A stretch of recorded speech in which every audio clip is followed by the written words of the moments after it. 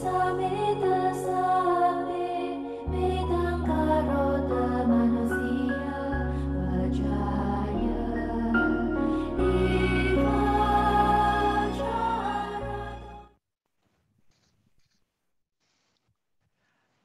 Sirs, brothers and sisters in the Dhamma, Sukhi Hotu. I am Jason from BMSM Youth Section, and I will be the host for today. Welcome to Exploring Your Reality series, which is organized by Buddhist Missionary Society Malaysia Youth Section with Venerable Nyaninda today. Today would be our first session, which is based on Thought, the Missing Link. Just some gentle reminders. Please use your actual name in the Zoom room. If you face any technical issues, please let us know via the chat box. Our team will try to assist you. We would request you to turn on your video as this would be an interactive session. A gentle reminder to the participants to check your email so that you could join the WhatsApp group to receive further updates in regards to the program. Allow me to go through the flow of today's program. After this, we will have the opening puja followed by a short mindfulness meditation up to 8:45 p.m. followed by the video screening and Dhamma talk. At 9:15 p.m., we will open it to the floor for the interactive session with the participants to share their views on the videos and questions. After the Q&A session, there would be a dedication of merits guided by Bante Nyaninda, and the session would end at 10 p.m. For the interactive session at 9:15 p.m., I seek participants' assistance to post your questions in the chat box if you wish, and we will encourage also to post your views and also your thoughts in regards to the videos and also any experience which you can relate to from this video in your daily life. We will also be calling out, taking turns in order to handle the time constraints. Please note, due to the short time constraints, not everyone's question may be answered during the session. However, you may approach to post your questions to Venerable and we'll provide an answer over the coming weeks. We shall now proceed with the opening puja.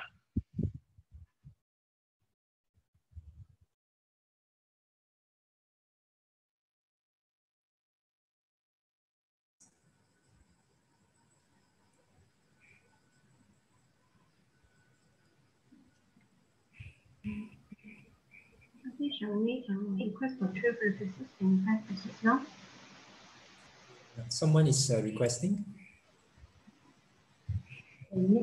Next slide, please. Yes, Fatima, please go ahead. Please, next slide, please.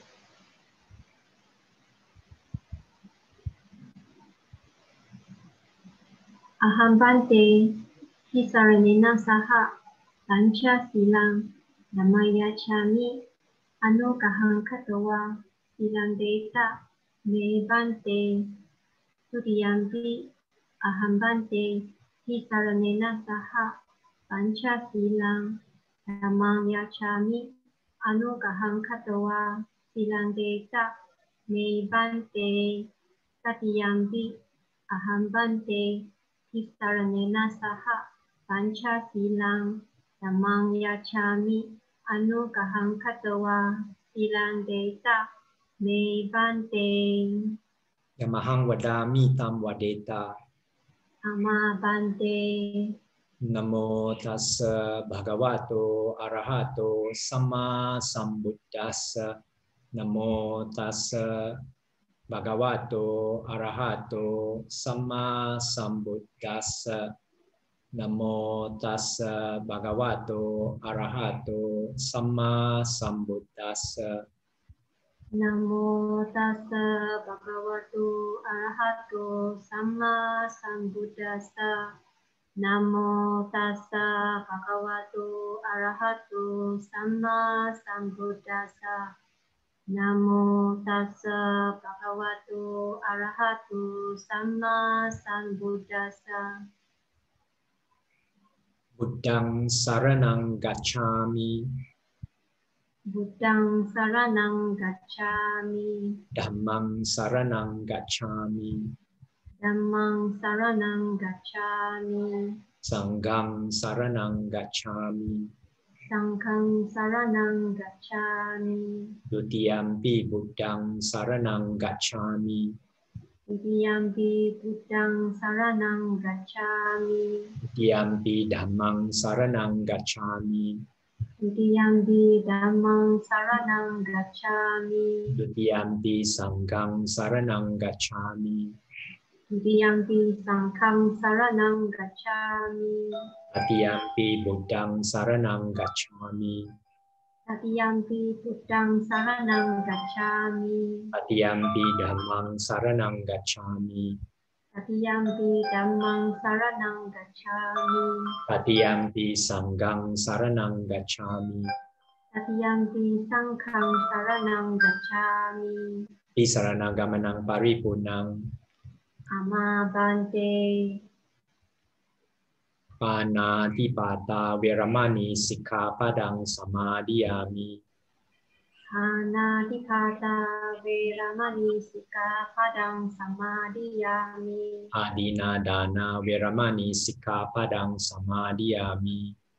Adina Dana Veramani Sikkhapadang Samadhiyami. Kamesu Michachara Veramani Sikkhapadang Samadhiyami.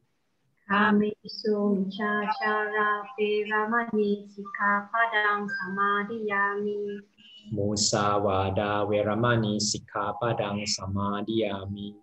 Musawada Veramani Sikkhapadang Samadhiyami. Suramaraya Majapamadattana Veramani Sikkhapadang Samadhiyami.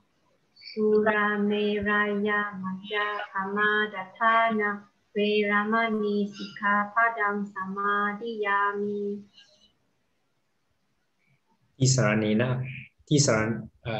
Idame silang asawa kaya wahang hotu.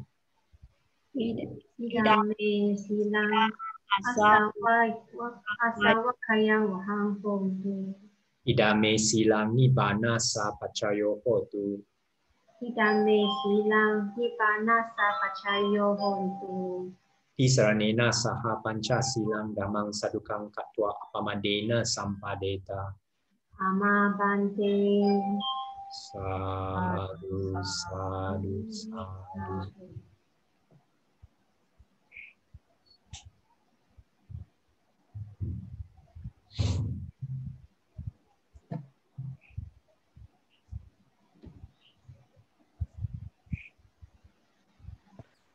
Thank you, Bhante. We shall now follow up with a short mindfulness meditation session, and we shall seek Bhante to provide guidance. Okay, just relax your whole body and start by taking a deep breath in right until your navel, Tan Tian, and then fully exhale the breath. Again, a second time, take a deep breath all the way until your navel. And exhale it out. And for the third time, take a deep breath all the way until your navel and exhale it out.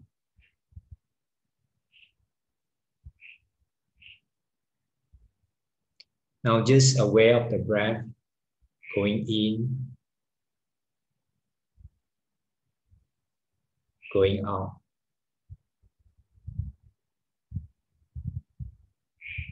If you have any wandering thoughts, don't worry about the thoughts. Just continue to enjoy the breath going in, going out.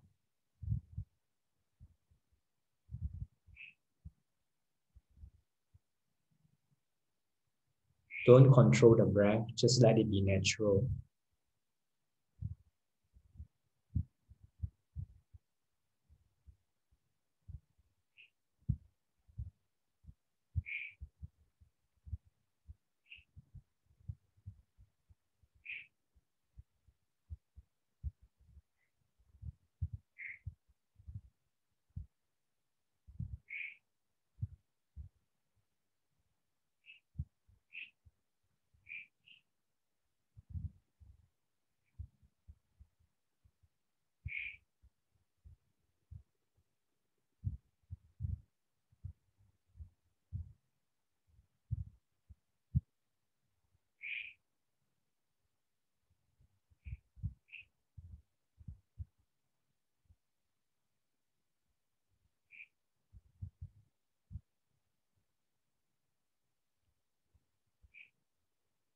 Now shift your attention to your heart.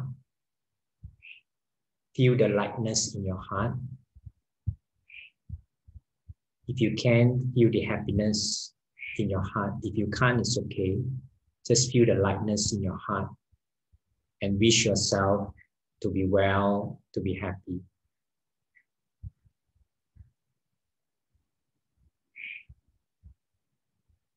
And allow this happiness to flow through your whole body, wishing every part of your body to be free from suffering, to be well, to be happy.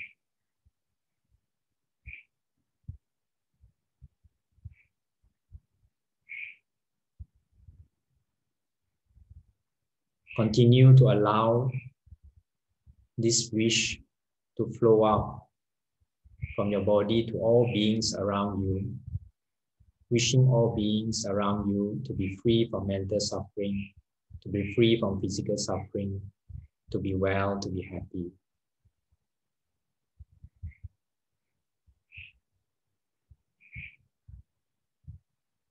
Slowly extend this good view out to all beings in your area, wishing them well and happy. Continue to extend these wishes to all beings in your whole country, wishing all beings without exception, regardless of race, religion, to be well and happy.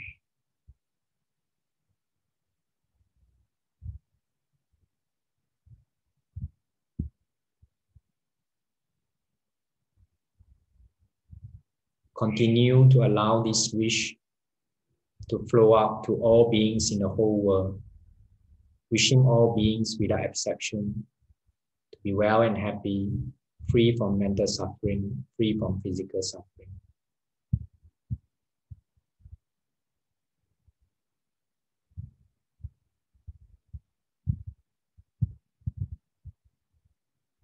Now bring your attention back to the body. And when you're ready, you can slowly open your eyes.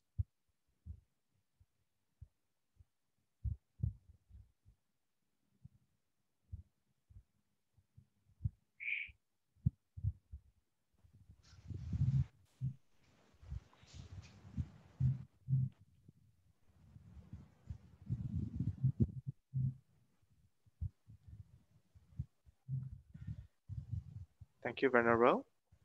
We shall now proceed with the showing of the video and also the short talk.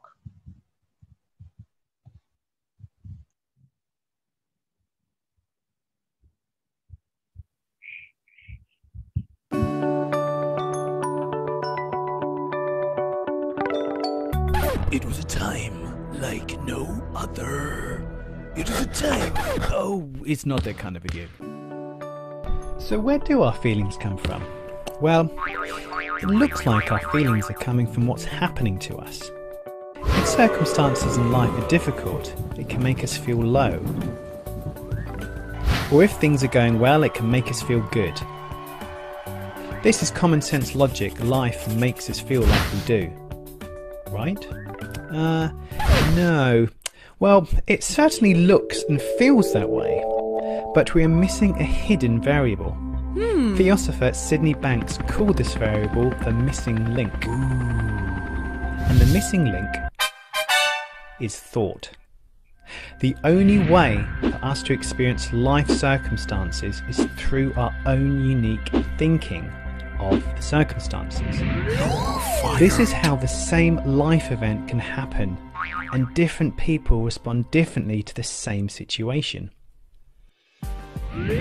Because if it was the life circumstance making us feel like we do, then surely everybody would have exactly the same response to the same life experience, and we just don't.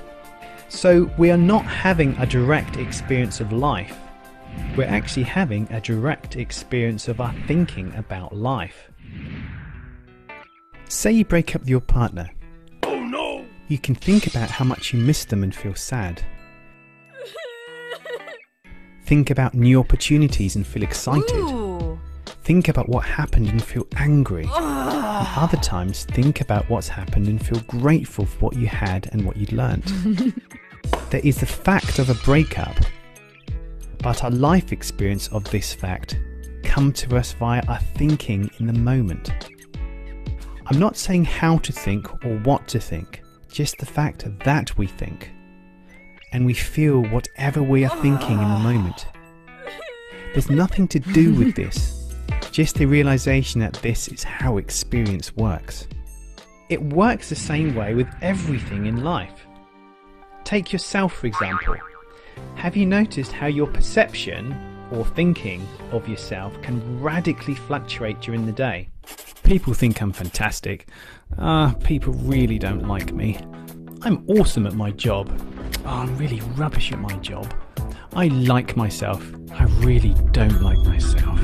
Your actual physical appearance and your raw potential doesn't change during a day, but your perception of them certainly does. And perception is thought. I'm not saying you're thinking up your life. I'm saying that life is definitely happening, but we get to experience life via our thinking about life.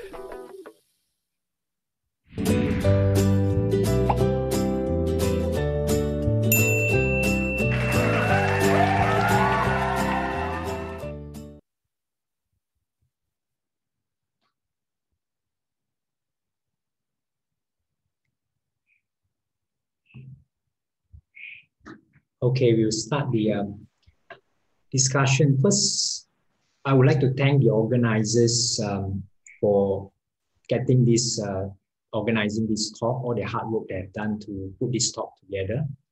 And also thank everyone who would take the precious time to participate in this discussion. So firstly, for non-Buddhists, I would like to say is that what we're going to discuss on today is basically cognitive psychology. So it's nothing religious and nothing for you to believe. And in fact, many people actually regard Buddhism as science. And it will be interesting actually to put the study of Buddhism in the university under the Faculty of Science, or maybe even under Faculty of Medicine, because Buddha says he's a doctor. So for Buddhists, you might ask what has Buddhist discussion got to do with Buddhism? So what happens is every time when Buddhists share merits, the monks would chant this phrase, Nibbanasa Pacayo Hotu. And basically it means that may these merits be a support or condition for you to realize Nibbana. So the aim of all Buddhists, the key aim is realization of Nibbana. So what is this Nibbana? You can say Nibbana is awaken to the reality of life or awaken from the misconception of life. The problem in life is there is a difference between what we think the reality is and what the reality actually is. So this is what we're going to discuss today. And also in Dhammapada verse 1 and 2, part of it says, Mano Pubangama Dhamma, Mano Seta, Mano Maya. And basically one translation translated this way, thought precedes all experiences, thought is the chief, and all are made by thought, created by thoughts. So thought or mind is a very important subject in Buddhism.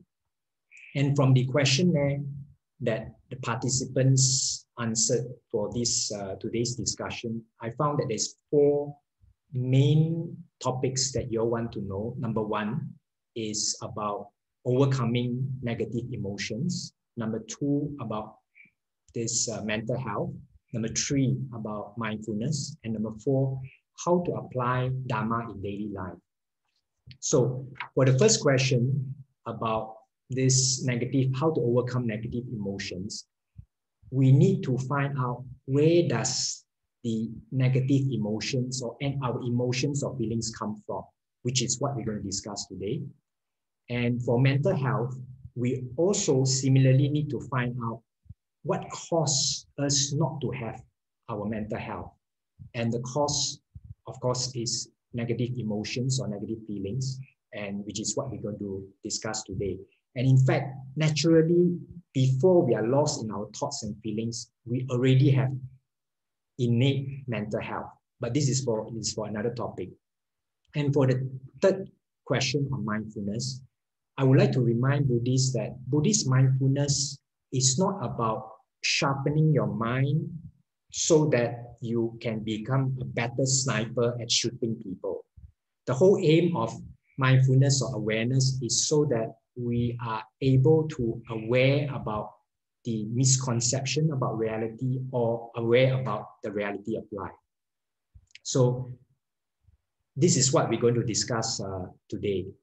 So the mindfulness we're going to discuss today about is how to make you aware of our misconception of life. And the fourth, about daily application of Dhamma, what we're going to discuss today, you can apply immediately. It's not something for you to write down and then put it into your notebook and maybe in your library. It's something for you to apply immediately. You can contemplate or use it immediately, and you can use it every day, every moment in your daily life. Now, what we're going to explore today is where does our feelings come from? And I think nearly all of us will feel that our feelings come from outside.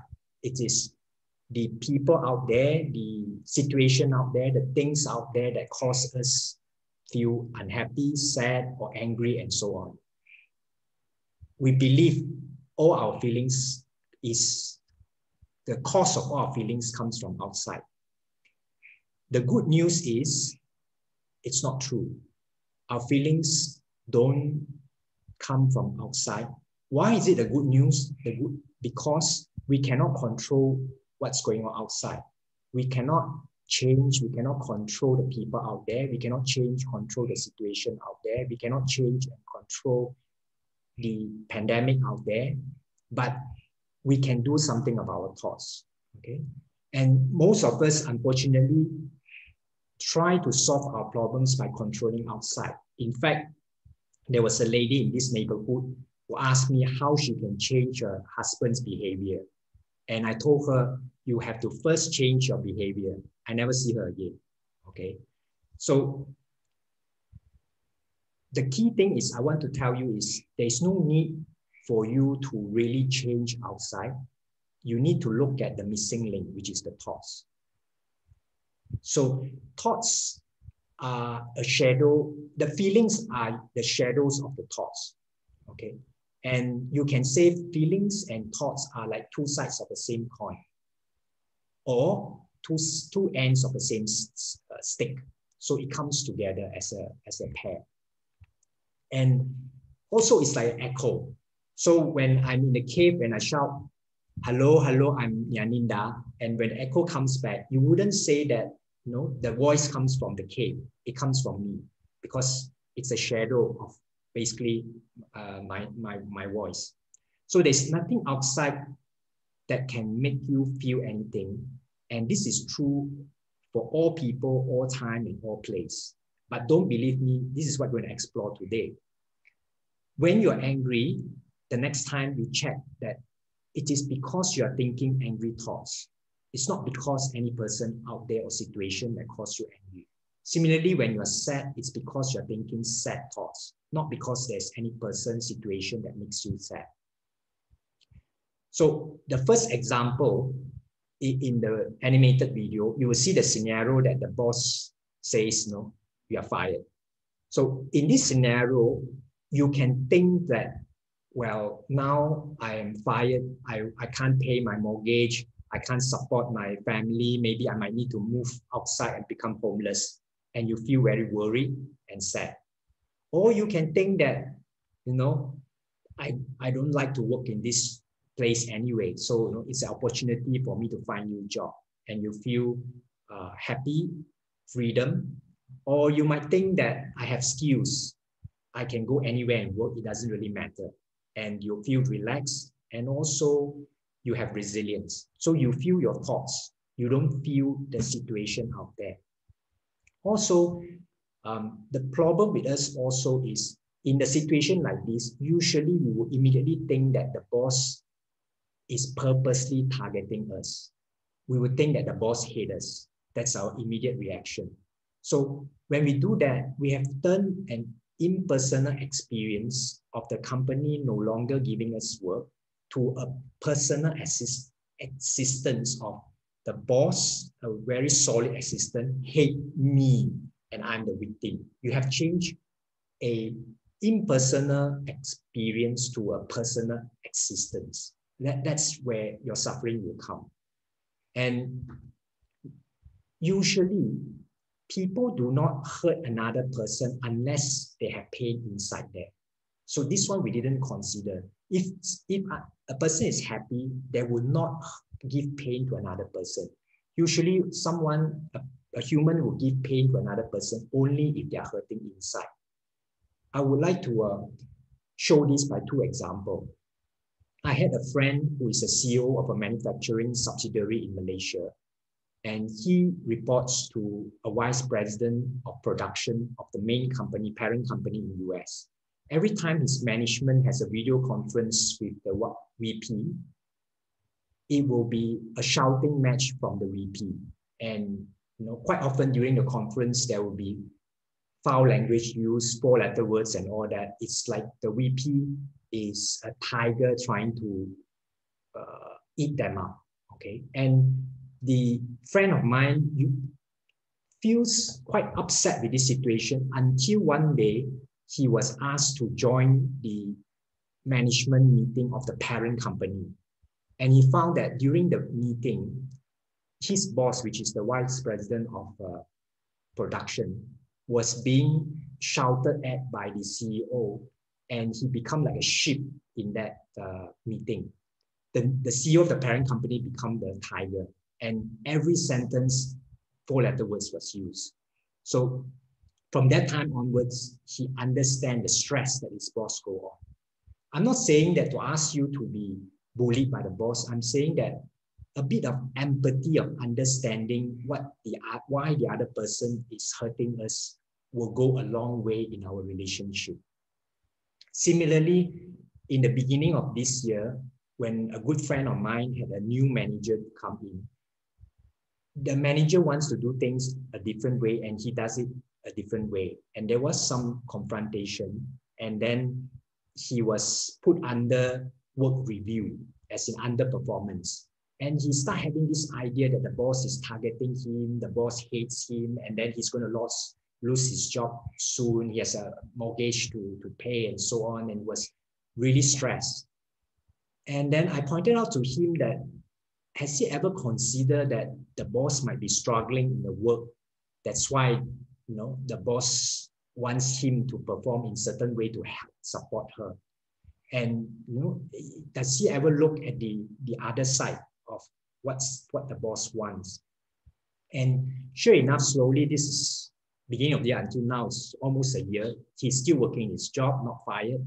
And in fact, the boss now is trying to find ways to help him indirectly in terms of justifying, why he has this underperformance. So I'm saying that in trying to understand the other party, having empathy will help instead of us blaming the other situation.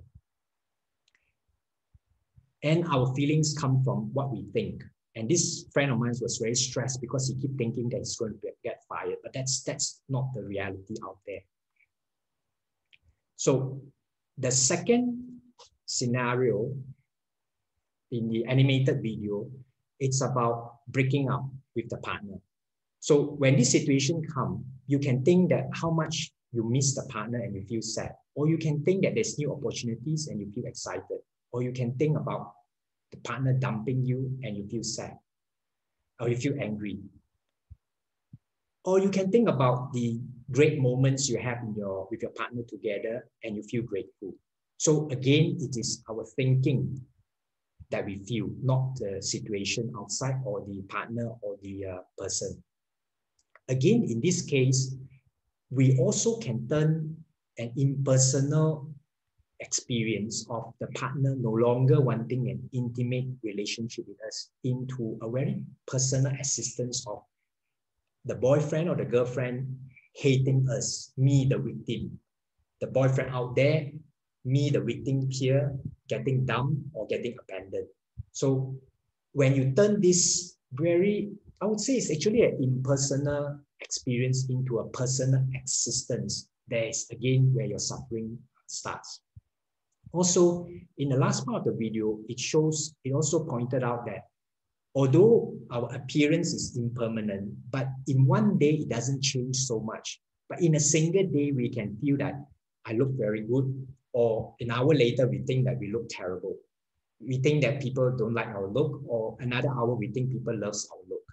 Similarly, we can think that we are very good at our job, and then another hour, we think we are hopeless at our job. So our thinking keeps changing, and our feeling of it, we can feel very down when we think we are lousy in our job, but it's all a reflection, a mirror of our thinking, not what's out there. So, but this, I'm saying that these feelings comes from thinking, and the thinking is a very subjective story that is perceived and conceived by us. But the problem is not the thinking. The problem we have is we believe that the thinking is a fact, that it is the ultimate truth. But you can say that this thinking is, this FACT fact is actually a false appearance conceived by our thoughts, not a real solid fact out there. And I would like to show you this. Can you see this? What do you see in this picture? You might say that you see the number 6, okay? I might say from my side, I see the number 9, okay? So for you, for some people, they will say that maybe our thoughts or thinking is like a camera looking at a fact from different angle. If it's this angle, then it's 6. If it's that angle, maybe it's 9. But what I'm trying to tell you is that there is actually no 6 or no 9 on this paper. It's actually a curve lines which your mind interpret it as 6. And in fact, there are humans on this earth who don't use this numbering system. Burmese don't, okay? I can't read their number plates because their numbering system is a totally different, squiggly alphabets. So we think it's a fact that we saw our mind, our eyes will, our senses will capture what's out there like a camera, and we need to capture in a different angle to capture it properly. That's where positive thinking comes from. You capture one angle, maybe it's positive, another angle is negative. But if you want to do that, you will have a lot of stress. You have to capture a certain angle. What I'm trying to tell you is whichever angle you capture, it's all not a fact. It's all a subjective story that you, your own self, perceive and conceive. So I would say that our mind is like a projector projecting our stories into our consciousness, and our emotions react to these stories. Our feelings react to stories. So you can say that your thoughts is like the scriptwriter writing the story for your movie, and then your emotions are the director for the movie, and then you become the actor starting to quarrel with your boss or your boyfriend and girlfriend because of that script that you have written and the emotions that follow with the script. But actually, there's still one more role, which is you are also the audience. But usually we forget this role because it's not an important role. But to me, it's the most important. To me, mindfulness or awareness is to shift your attention from the role of the script writer, your thoughts writing all these stories, the director of the emotions, and the actor reacting to this, to the audience, the passive audience. If you can shift your awareness to the audience, then you will have saved a lot of problems in your life.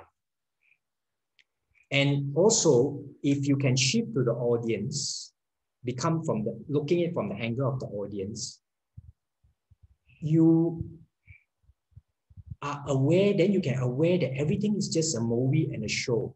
And if you can aware that way, you can enjoy the movie and show. We pay money to go to a cinema to watch movie. And in fact, we pay money to watch ghost movie to frighten ourselves. I don't do that because when I watch ghost movie, I think it's real and I got frightened. So, but we do that. So it's okay if you know it's a movie. You know, as long as you know it's a movie, it's okay. But why don't we realize that all this is a movie, or it's all a subjective story that we conceive out?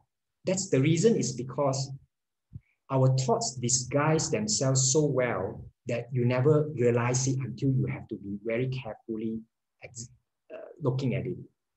The special effects of our thoughts are like 6D. We have our six senses, not even 3D. So when you're immersed in the 6D experience, you can't get out of it. You are lost, totally lost in it. And if you ask your thoughts, if you start to contemplate, are you the one who created it? And you will definitely say, no, I didn't see it, it's not me. And that's why physicist David Bohm says that thoughts create reality, and say, I didn't do it. So that's the problem with these thoughts. But if you look carefully, you will see that all your feelings comes from the thoughts. And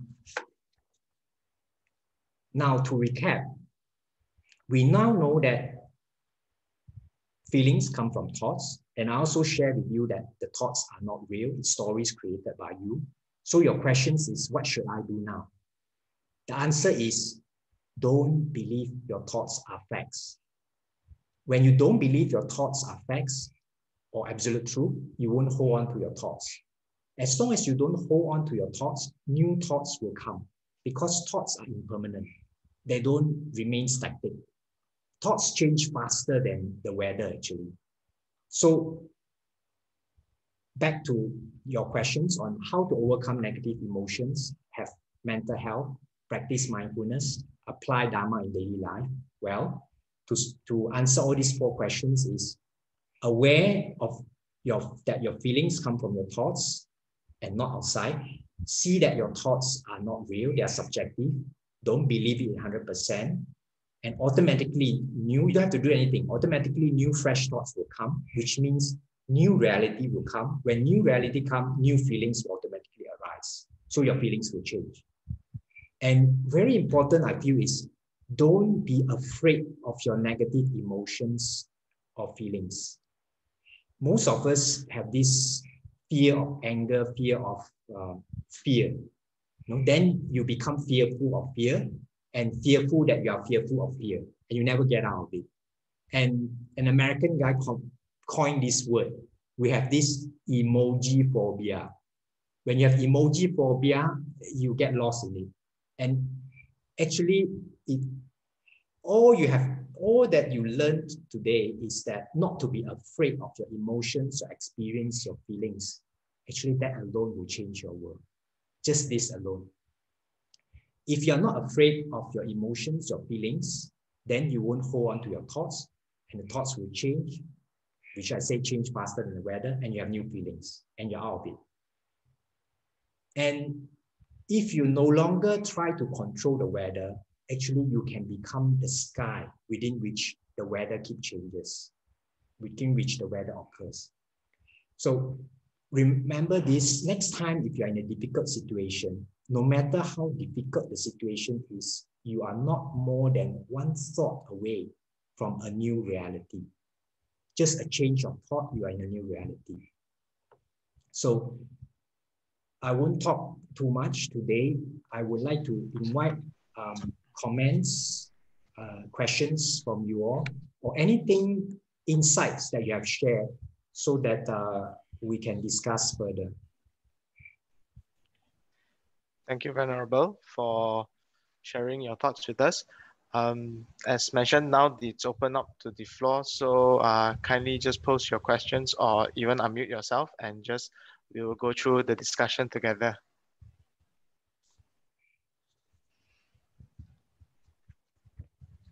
Okay. Let me get the ball rolling then. Okay, Bante, Venerable, just want to ask, is there any way that, or steps or methods that we could actually understand? Is it saying that we should not cling to our thoughts? and maybe just flow with our thoughts, because like you said, it just comes new. So is there any would there be any method or steps that we could do to take into our daily lives to understand our thoughts better, so that we could just practice? Would meditation help as well? Definitely meditation, if you have a calm mind, then it will be easier for you to observe what I said just now.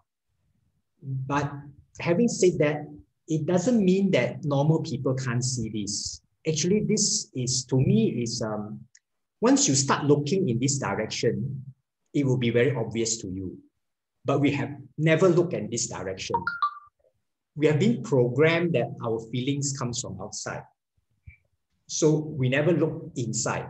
So I'm trying to tell you that now, in your daily life, consistently try to look in this direction.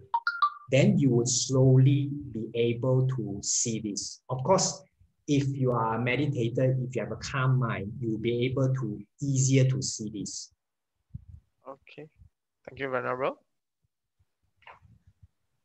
Any participants?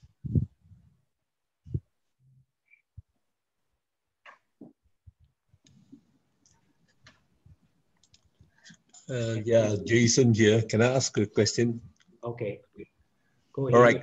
All right. Good evening, Monday. I just want to know how to overcome a situation like, let's say, example, you're expecting a meeting to be on a certain date, you see. So when the time comes, the negative feeling that the meeting will be cancelled, and then it comes naturally and it really cancelled because you expect the meeting, you see. Like how to overcome in a way that just don't want to have the feeling that the negative feeling of, well, the meeting will be cancelled, the meeting will be postponed. How to overcome it?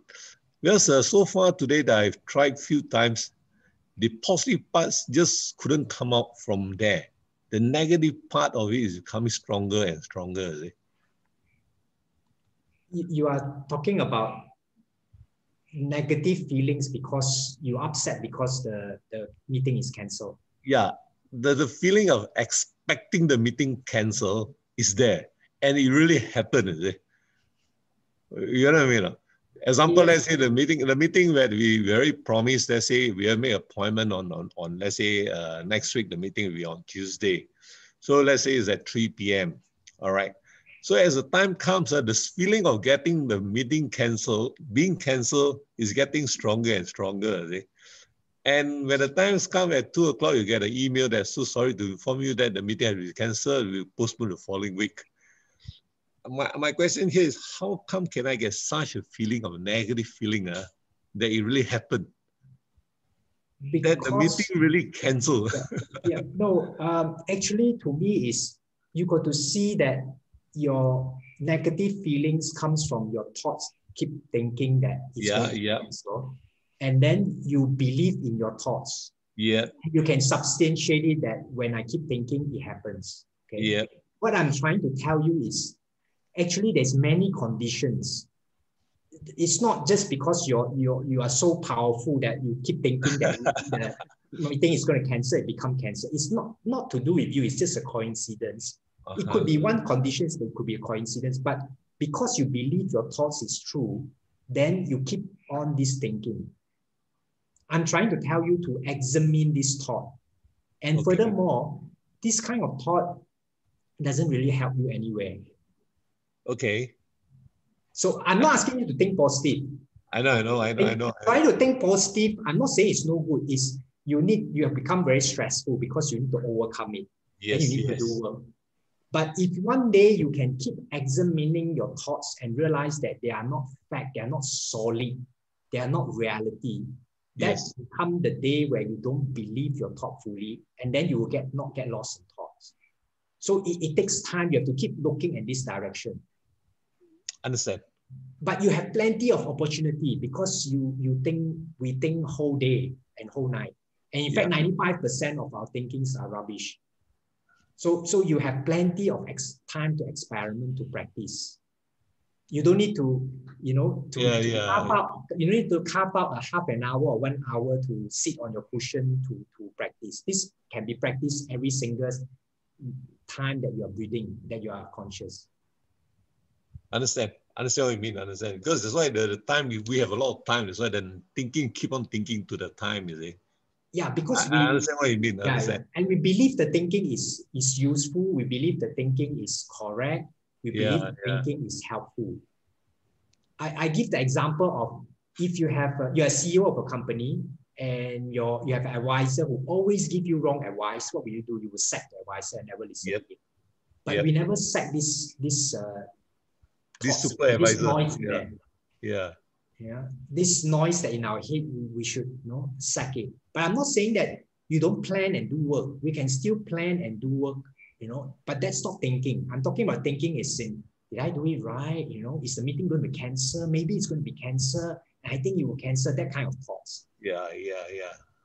Yep, you got a point there, Bante. Thank you. Any other comments?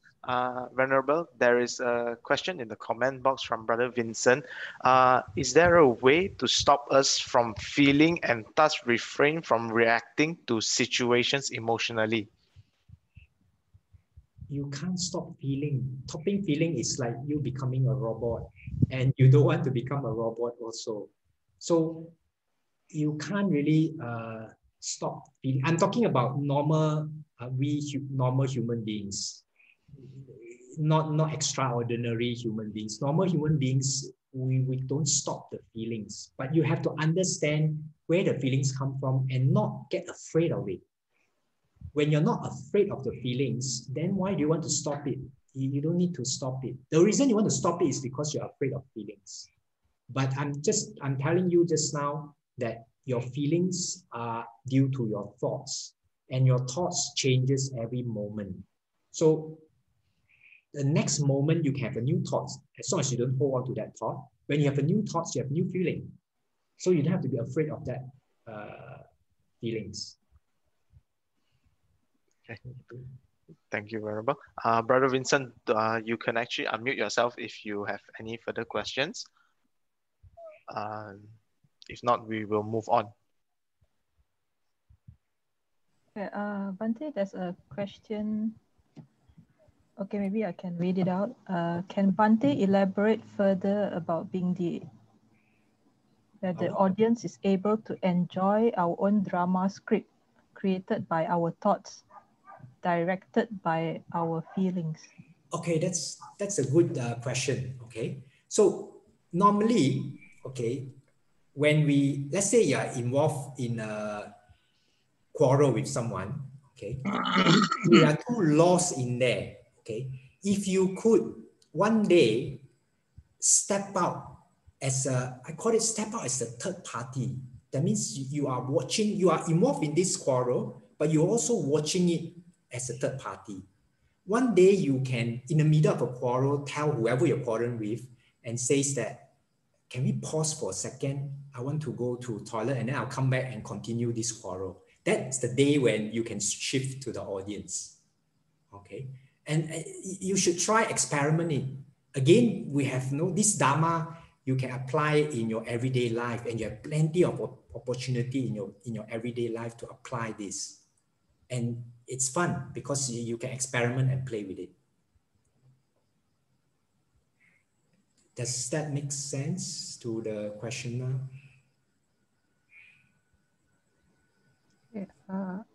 I think there's a follow-up question in the chat. Something similar. How do we effectively shift the scriptwriter role to the audience role? I think Bante mentioned a little bit just now. Throughout our daily routine. But do you all get this? Because I shared this many times, but there are lots of people who say, Bante, how do I move to the third party? But for me, it's quite a natural thing. That means now I'm talking to you, and I'm also aware that I'm talking to you. If you can get this, then you can understand the third party. There's two parts of me. There's a part of me that's talking to you. There's a part that knows that I'm talking to you. I want you to shift to that part. That's the audience. Okay. Any questions regarding this or any other things? Bante, Suki Hontu, this is Daimler. I have a question. Now you see today when I wanted to talk to my boss, my boss could have a perception on me. Who am I? Okay. And the boss might not, he might not wanted to hear from me. But the thing is, I want to make the discussion way forward. How can I do that? To me, the key thing is you have to spend some time understanding your boss. Your question shows that you are coming from your side. How can I make the point across to the boss? You have to look at how can he understand me. So I feel that if we have some empathy in understanding the people we work with, especially the boss, because throughout my years in working, I always have this motto that I always share, that there's two rules when you work for a boss. Rule number one is the boss is always right. Rule number two is if the boss is not right, please look at rule number one. Okay. But what I'm not saying is to be bullied by the boss and do things out of principle. I never, if boss asks me to kill and steal, definitely I don't do.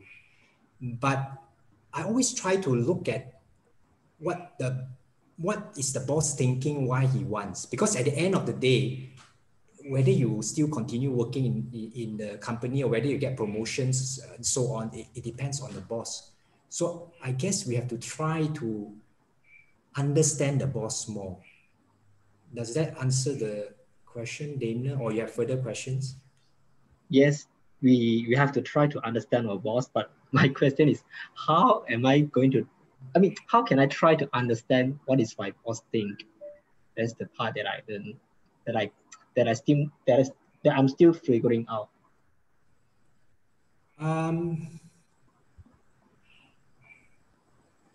You will know what to do. Okay, there is no set of rules. As long as every time when you are in a box with your boss, you try not to get lost in your thoughts. You try to stay calm, and your innate intuition will tell you what best to do.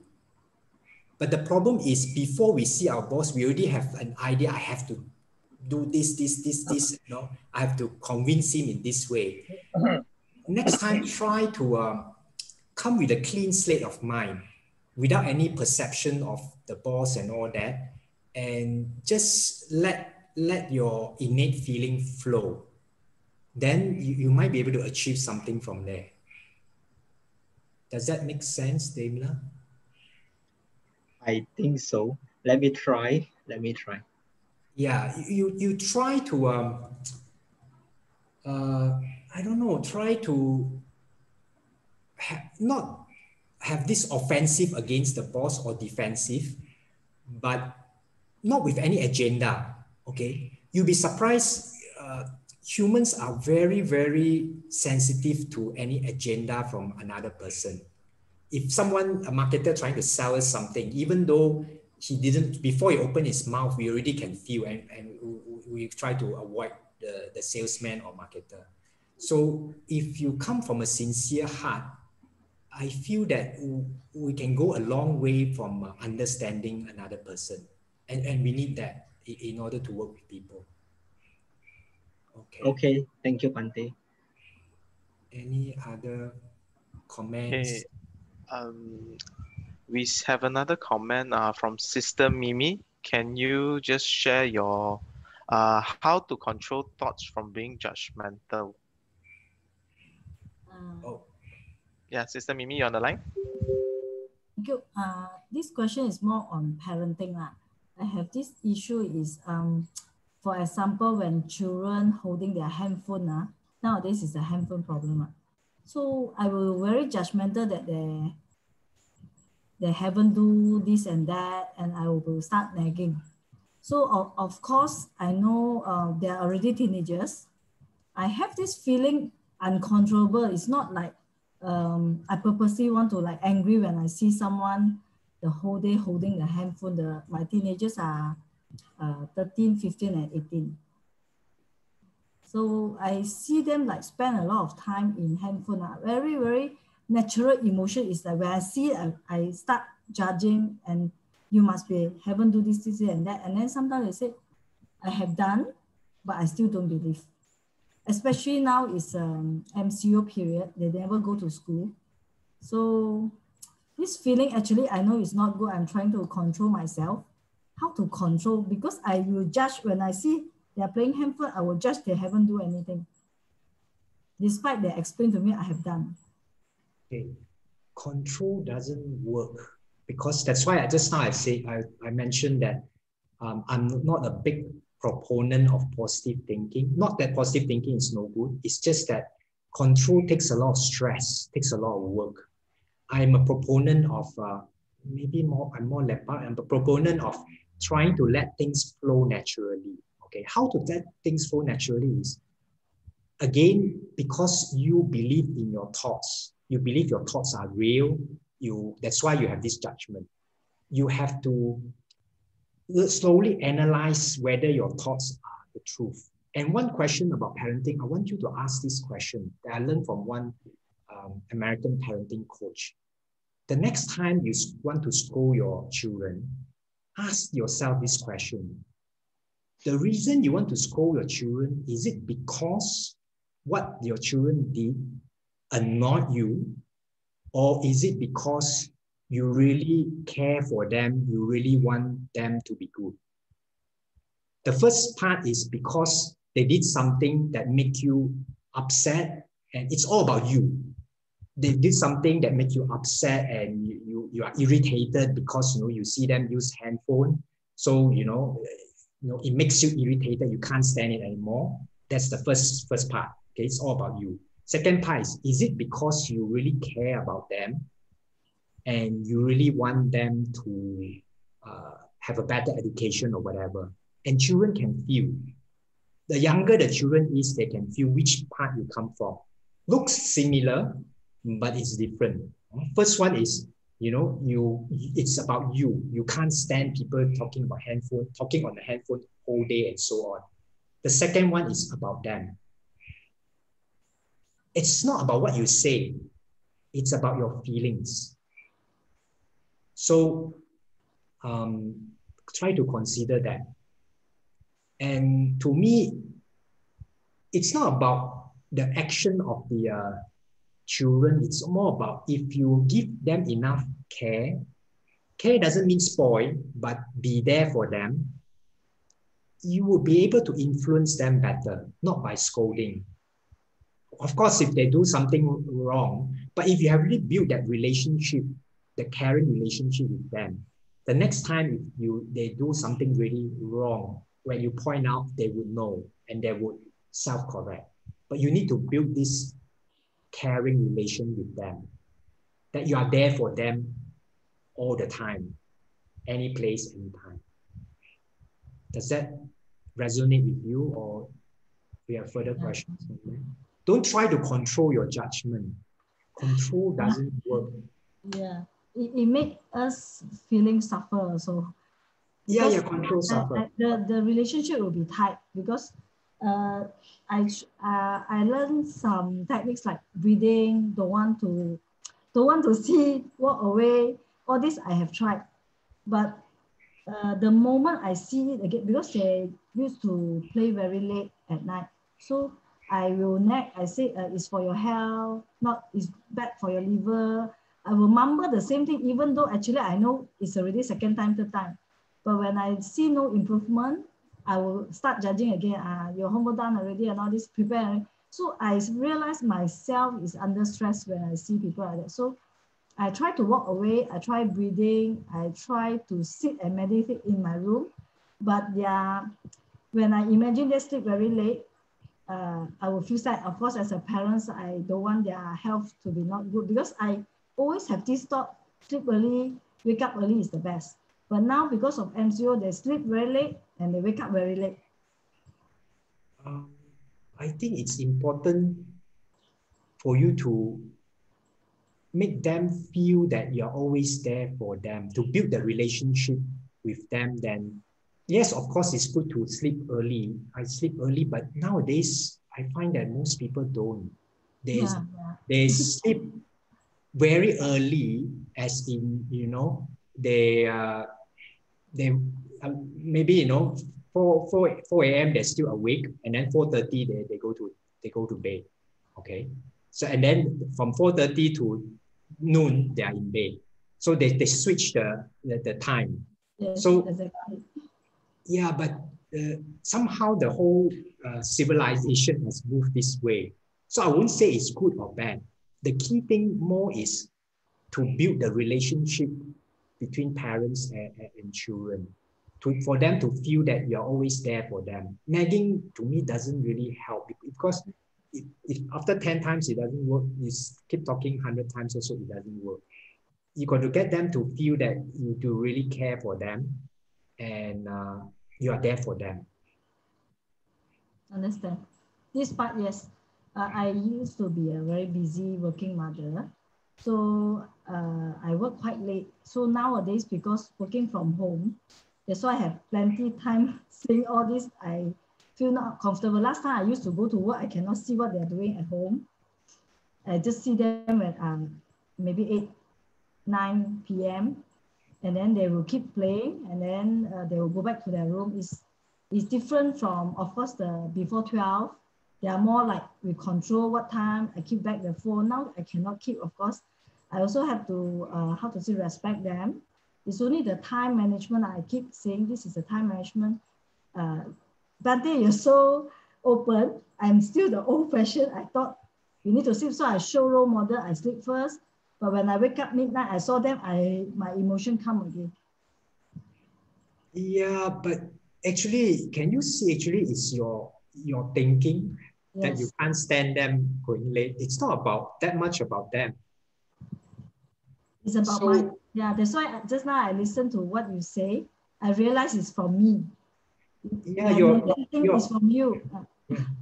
It's not from them. It's like you think that it should be this way, and then they're not doing, but then you feel upset. But your upset is because of your thinking. Yes.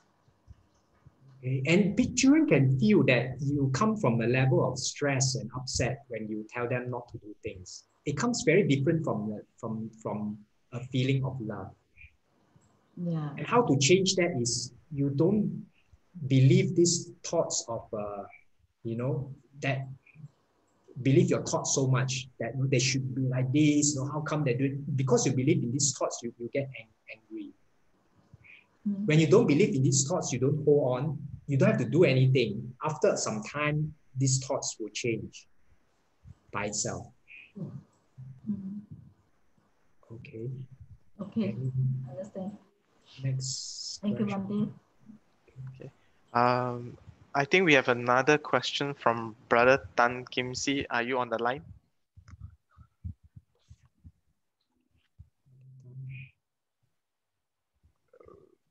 Okay. You baca the question. Okay.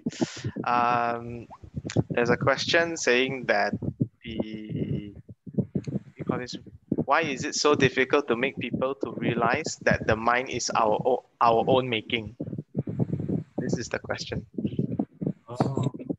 Why is it so difficult? Very easy, because it's easier to point the problems outside. So that the problem comes from this place, from this person, this situation, and you point here. That's the thing. And I don't know whether you have heard of this story, and I love this story a lot. I share it with my talk to the Indonesian group.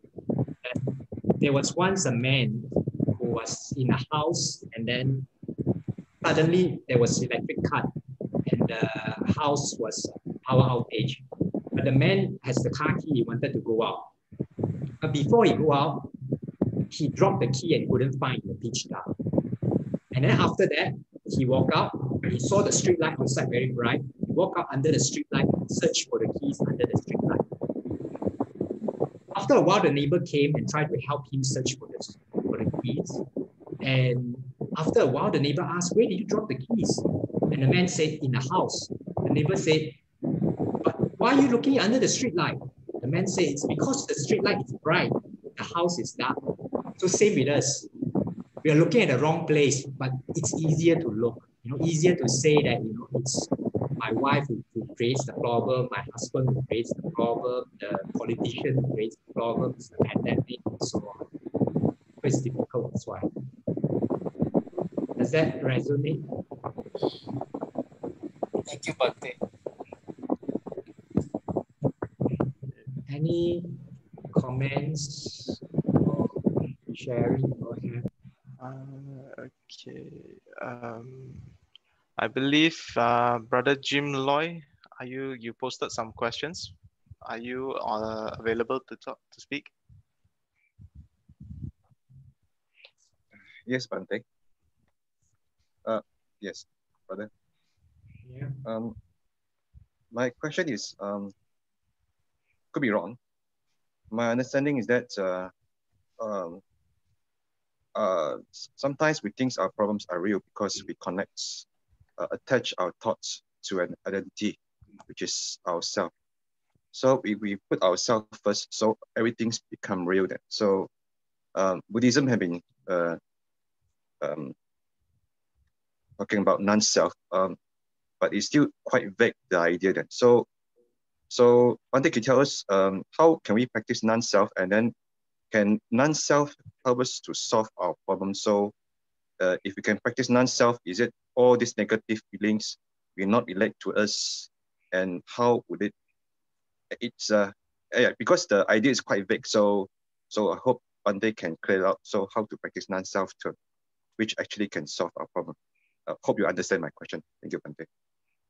I understand your question, but the answer is very deep, because this is the whole aim of Buddhism. But I would like to use another way to explain, because when we have this idea of non-self, we think that there's nothing, but it's not nothing. So one way to describe this that I recently come across is easier for us to explain is it's about personalization of an experience. Then you become the self is because you personalize the experience.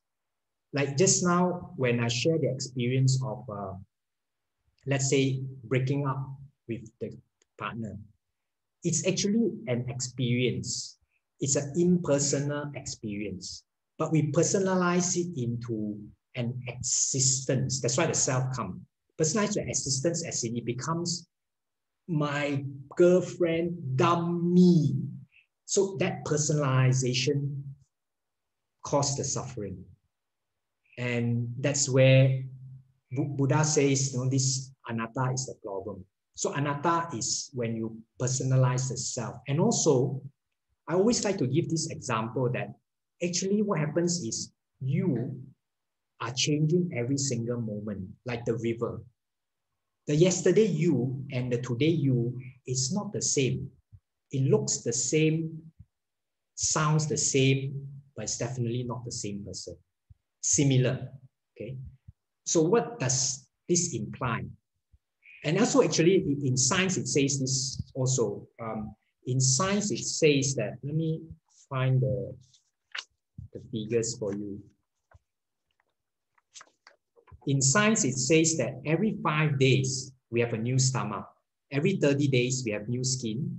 And every 90 days, we have new skeleton. In a year, we have 98% a new body. So basically, you only have two parts, your body and your mind. And your body changes every single second. And your mind also, you might like something and then a few hours later, you don't like. You might think you are very handsome, but a few hours later, you think you're really ugly. So it's not you keep changing. But the problem is we think we are the same. So you are asked, what's this implication? Very big implication. It means that, let's say John, I always use this example. Let's say yesterday, John beat me up. Today, if I still hold a grudge against John, something is not right with me, because the John yesterday that beat me up is gone. It has changed. Today is a new John. And me that's beaten up yesterday and the me today is not the same. The me that's beaten up is gone. But today I still have to be very careful of the new John, because it's related, similar behavior and all that. Maybe you can call it like brothers, abang adik. So today he might still beat me down. I just got to be careful. But to hold a grudge against him, no, because yesterday's John and today's John is not the same. So understanding this non-self or non-personalization of the identity frees you from grudge, frees you from hatred, frees you from a lot of things. So, but how to practice it, you've got to contemplate in your daily life to see that you are changing every day. So your yesterday you and today you is not the same, similar to other people. Does that resonate, June? Yes, thank you, Bante. I understand this is a very difficult question. I think if you can solve this, I think most of us can get liberated. But yeah, it's a very vague but very important concept in Buddhism. So just try to bring it real then. So, but yeah, still trying to figure out how to get it. Okay, and another way I'll try. This is a bit deep, but it will be helpful to plant a seed for you. It's one way they interpret this dependent origination. Okay, is you start off by not having any understanding, not having any concept of the world. Okay, then you start to have, let's say before you are conscious, you have no concept of the world. When you start opening your eyes, you start to try to feel and understand the world. Okay, when you start to understand the world, then you start to have this perception, vijnana, perception of the world. When you have perception of the world, when you see something, let's say an object like this, you have a mental image and also a name. You call this like a tumbler maybe, okay, or container. When you have this name, image and name of this object, you also bring in your memory that you have 6 senses when you form this. Last time, you know, from young, from baby and all that, you might put in your mouth, bite it and smell it and all that. So from your smell, taste and all that, you become forming an idea of what this is, okay? And from this, you have the object formation. From the object formation, you have feelings towards this. When you have feelings towards this, then you have an emotional reaction. And when you have emotional reaction, you personalize it as in, I like this or I don't like this. The feeling at first is pleasant, unpleasant, or neutral. Then it becomes, I like the pleasant, I don't like the unpleasant, and so on. This personalization starts to form the self. When you have personalization, the self is formed.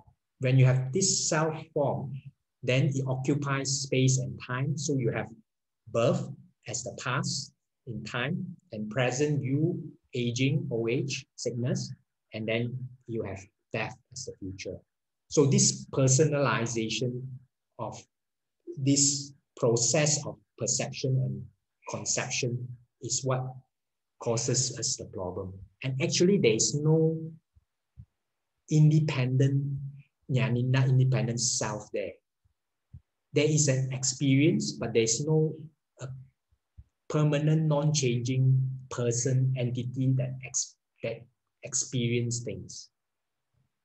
Okay, this is a very, very deep subject, but it's very useful if we contemplate it in our daily life. Any other further questions on that, Jim? Thank you, Bante, for making such a complex idea into such a simple words. Sadhu, sadhu. Really admire your wisdom and to break it down so simple. Thank you. Sadhu. Okay. Any Bante, just now you mentioned about the 5 aggregates. Yeah. So the 5 khandhas. So these thoughts are like the mental formation. Am I right? So in the 5 aggregates, it says, because you said when you see the form, then the form bring rise to the feeling. Then when you have the feeling, then the feeling bring rise to your perception, then the perception bring rise to the mental formation, which is the thoughts. And then from mental formation comes the consciousness. So does it mean that the feeling comes first before the thought, the mental formation?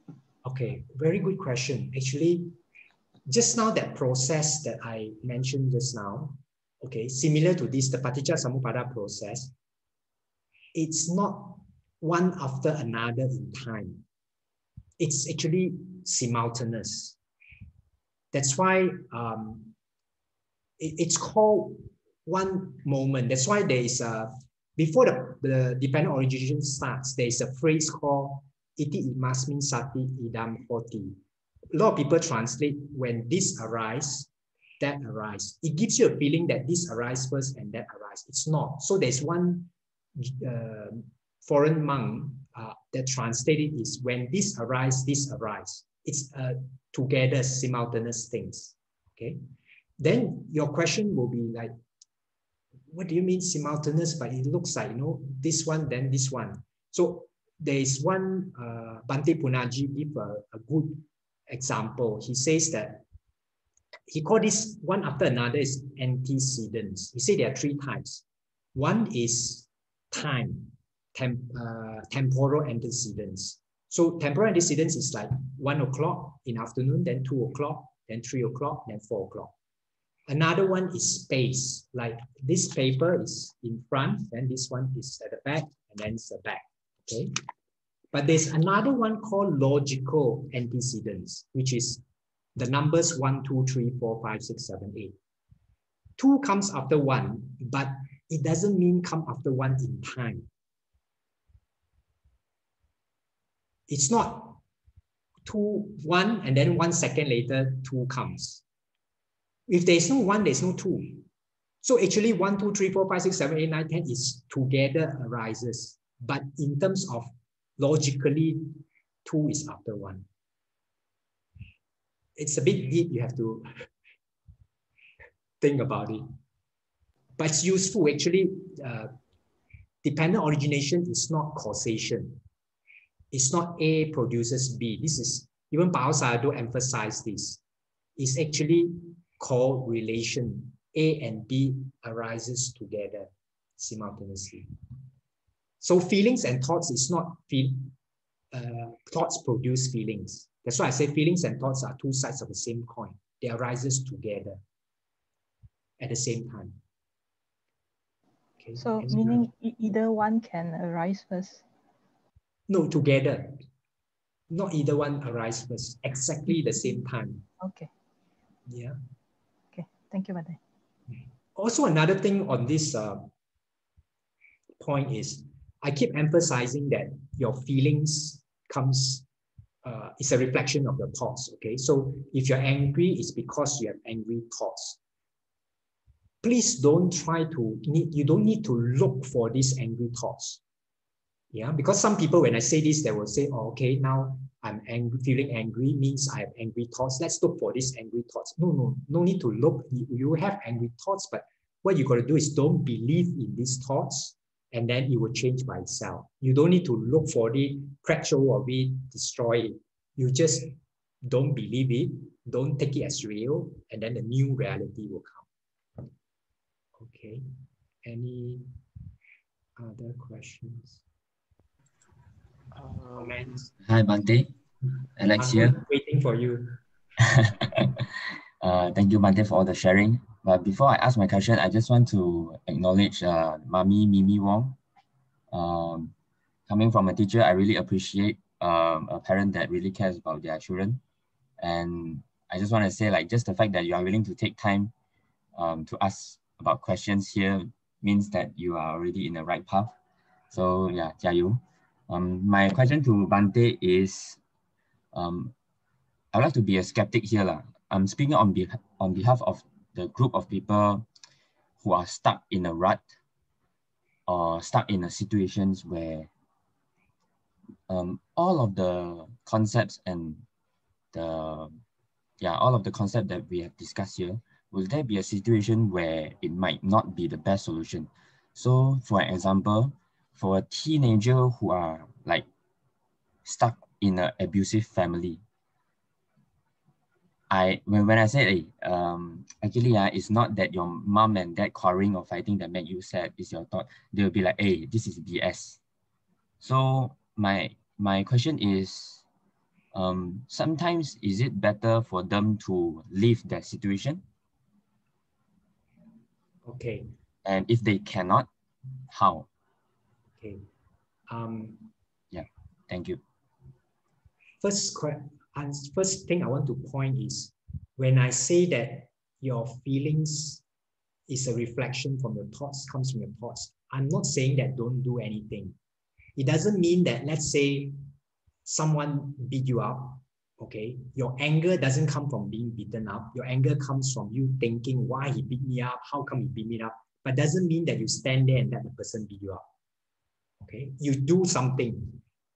So I'm not saying that when you're in an abusive situation, you have to maybe walk away from the abusive, or you got to find a solution, okay? But it depends on different cases. There's no fixed solution for anyone, from everyone, okay? So this is the first part, okay? There's a difference between the feeling and what you should do. What I'm trying to solve is your feeling of angry and sad and all that doesn't really come from the person. It's come from what you are thinking, okay? What you do next is a different story, and it's very stupid to let people keep beating you up or being abused. You need to try to do something. Okay, now the next thing is, of course, if someone, let's say someone is in great, let's say someone is dying in great pain and sad, and you tell them it's all because of your thought, that person will not listen to you at all. Say, what do you mean with my thought? I'm dying, But you have to, how to help these people is, I guess you got to slowly be friend with them. But when you say it's because of thought, it's not like looking down on them. If it's the way you convey the message. I'm not saying that the reason you are sad, it's all your own doing, it's your own thought. I'm not saying like this. So the way you convey the message is very important. Because let's say, for example, you can give this example. Let's say someone scold you, okay?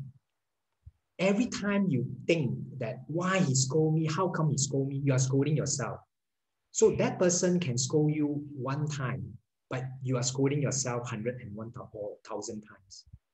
Similarly, that person can beat you up once, but every time you think, why he beat me up, how come he beat me up, you are beating yourself up again and again and again. So it doesn't help. These thoughts doesn't help you.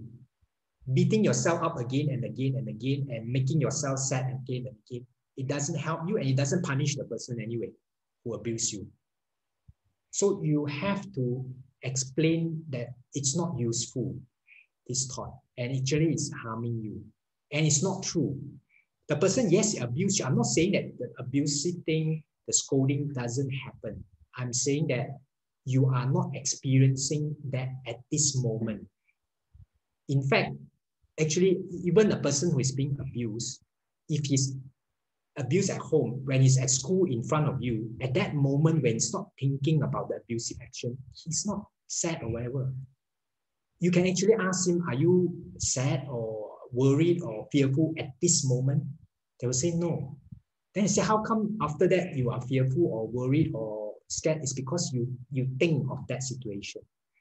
So you got to explain to them, not by saying, oh, it's all your thoughts. That doesn't work. Okay. Does that resonate? Does that help, Alex? Yes. Okay. Thank you, Bante. Next question, Jason. Bante, we have a question from one of the readers, but the participants, because due to technical issues, they can't on their mic. Okay. So the question is actually, what advice can you share on how we can shift to the third party or audience awareness? What practice method is necessary to help us to develop or strengthen that habit?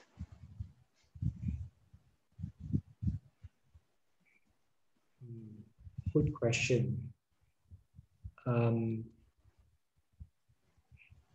maybe one thing that helps us is to, instead of, we are so used to always pay attention to things outside. So try in your daily life, shift your attention to your body inside. That's one way. Okay, that means instead of always paying attention to things outside, you try to shift your attention inside. Another way is try to, instead of paying attention to objects, like normally, you know, there's an object in front of you, you pay attention to this object. You try to pay attention to the space between these two objects. So when you pay attention to space, then you are not so focused on things, on solid things. Another way is pay attention to the space between your two thoughts. That's the best. If you can, after one thought's end, before the next thought, there's a space. Try to pay attention to that, or the space where the thoughts arises. Okay, of course, if you are a meditator, you do know all the anapanasati and all that, it definitely helps. But I'm trying to give methods that lay person who don't have that much time to meditate to use. Thank you, Venerable. Any other questions? I think there's a question here. Question relating to knee-jerk is how we have been programmed to respond. It's so easy to forget about mindfulness and go into auto mode. How do we get out of this auto mode and react with a knee-jerk? Okay, again, you have to slow down your mind, okay? And also, again, it's back to, you have an immediate knee-jerk reaction, emotion, is because, again, you believe in your thoughts. You believe your thoughts is real, so you believe that, let's say someone is scolding you, you believe that the person is going to harm you, and then you have a knee-jerk emotion, anger, and sometimes maybe even kill the person because you believe your thoughts are real. So somehow you have to not lost and believe in these thoughts. And how to do that? Maybe you have to slow down the mind, calm the mind, but you have to keep looking at this direction, that your thoughts are not fact. So this is you have to slow down your mind maybe. Any other questions? Bante, just now, Bante did mention about that hurting people will only hurt other people. Right? If, for example, just now as Bante mentioned, if someone they are hurt in their mind and then they keep on hurting others, yes, maybe we can have more compassion or more understanding towards them. How about if we are the person we are hurting and then we keep on hurting other people? Maybe, yeah, my friend will give me more understanding or more compassion. But I'm sure if I doing this habit, keep on doing this habit, my friend will get lesser and lesser. And my question is there any healing methods that I can do to heal my hurt inside my mind? Yes, it's what I'm talking about today. Why you feel hurt is because of your thoughts. You feel sad because you think sad thoughts. You feel angry because you think angry thoughts. You feel depressed because you think depressed thoughts. So don't believe the thoughts, then new thoughts will come, and then new reality will come, new feelings will come. But so it's really very, very difficult for us to not believe in our thoughts. So you have to slowly look in this direction. It's more difficult to ask you to go and, monks go and meditate from morning to night and then just watch one object. I think that's more difficult. This one is, just ask you to look and check. Your thoughts are not a fact. They look real, sounds real, but they're not real. Keep looking in this direction. It takes time, but if you keep looking in the direction, you will see that the thoughts are not real. They are subjective. One moment you might think you're angry, you have angry thoughts. The next moment, actually, you are happy thoughts. What I understand is actually we are start building up this kind of thinking habits that all our minds actually not real. Even though in the beginning, we keep on failing, but we keep reminding ourselves on this until we... Yeah, actually that's the reason why I asked my question just now also, because I feel like it's so hard is because most of us are stuck in the default program. Yeah, so for like Mimi, like when she woke up in the middle of the night, all she sees is playing smartphone. Before she cooks, playing smartphone. Before she sleeps, playing smartphone. So for the example that I raised just now, the teenager, all the teenagers sees and all he or she care about is their mom are fighting and he or she don't want their parents to fight, you know. So that's why I asked my question, because it seems like they are stuck in the situation and the default program is so truthful that like our discussion or all this concept might not apply. Actually, we have actually, to me, we have one false thinking. We think that our habits, our thoughts, we think they are solid. We think that our habits is like table, like, chair is solid. Our habits are our thoughts, and our thoughts changes every single second. We think that it takes hundreds of years to change habits because habits is a thing, it's solid. But habits are thoughts, and every single second there are new thoughts. So yes, it might be difficult, but if someone point to them the right direction, to me, it helps, because the children thinks that it's the abuse, the parents quarreling that make them sad. But actually it's not. It's their thinking that what they don't like about the parents quarreling is that the one makes them upset. There's a slight difference. So in order for you to explain to the kids, you, your own self, has to see it first. If you can't see it, you can't explain to another person. So first, you, your own self, have to see that there's a difference between the parents quarreling get me sad, and my thinking of these parents quarreling. And why do they quarrel? Why do they do like this? How come they can't be peaceful? It's this thinking that makes you upset, not the quarreling. The quarreling has to come through a thinking process, your perception and conception. So somehow you have to get this message across to them. Then, and also that habits is not solid. It's not ice. It's actually water. It keeps changing. Habits are thoughts, and it keeps changing. But we are locked into it. I have this bad habit, so I can't change. But you have to keep looking in this direction, of course. When I say, when I say that our feelings come from thoughts, there will be still days where you still keep thinking angry thoughts, although you can see. But then at least you are the audience. You can see that I'm now thinking angry thoughts, but I just can't get out from there. You're already making progress.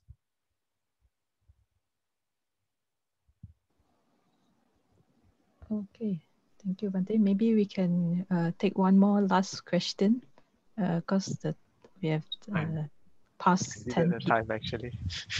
Yeah. Anyone from the floor? One last question.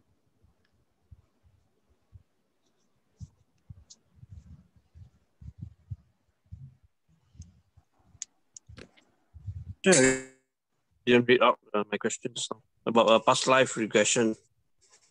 How it affects our current life in this world, and then can we change the destiny from there? There's one question. If you scroll down on past life regression. If, for example, if you know your past life, and does it affect very much on what our thinking and what our actions are in today's life? Okay. It depends on how. I don't recommend it because it depends on how you use that knowledge. Because some people, when they have ability to see past lives, they have this idea that there is a solid existence. Last life, I was a deva. I was great. I was very powerful.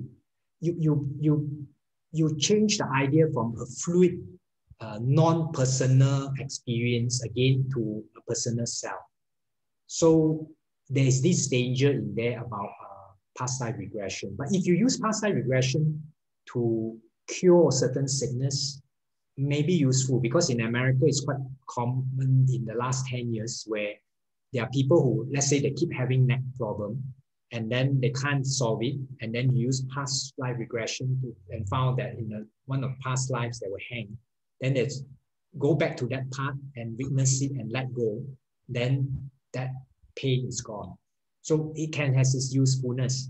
But in terms of enlightenment for awakening to the reality of life, there is danger if you see as a solid that there's a self in the past. Okay. Yeah, very good. Yep.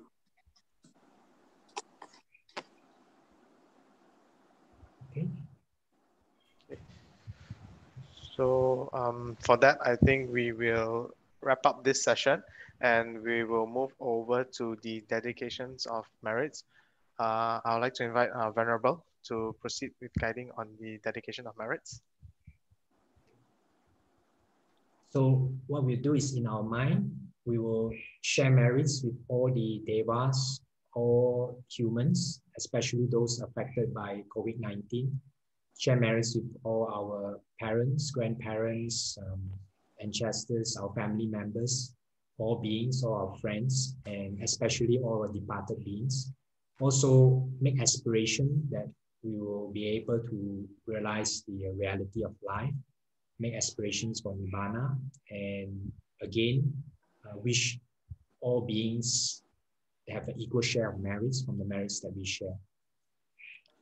Etawata chamehi sampadang punya sampadang sabbe deva anumodantu sabba sampati sitya. Etawata chamehi sampadang punya sampadang sabbe buddha anumodantu sabba sampati sitya. Etawata chamehi sampadang punya sampadang sabbe sata anumodantu sabba sampati sitya. Damenya tinang hotu sukita hontu nyatayo. Damenya tinang hotu sukita hontu nyatayo. Damenya tinang hotu sukita hontu nyatayo. Imina punya kame.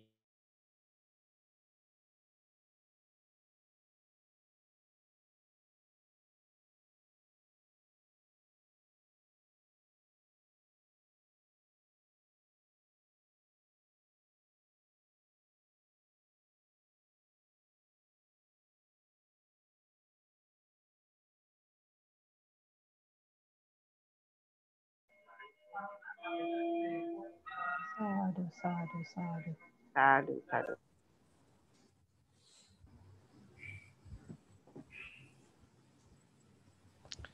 Okay, sadhu, sadhu. Thank you, Bhante. Venerable sirs, brothers and sisters in the Dhamma, we have now reached the end of this session for today. Just a gentle reminder to the participants to check your email so that you can join the WhatsApp group to receive further updates on this program. Thank you very much. Session for our next session. Yeah. The next session, the date to be inform them again. Our session on January.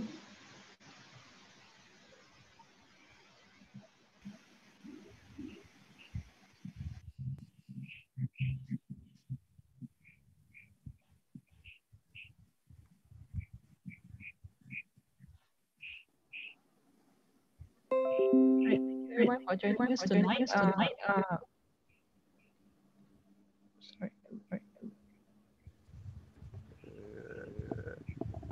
we will have our next session the following month.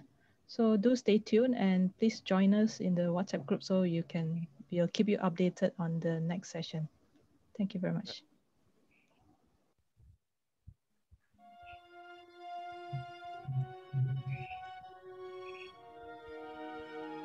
Thank you, Bhante. Thank you to the youth section.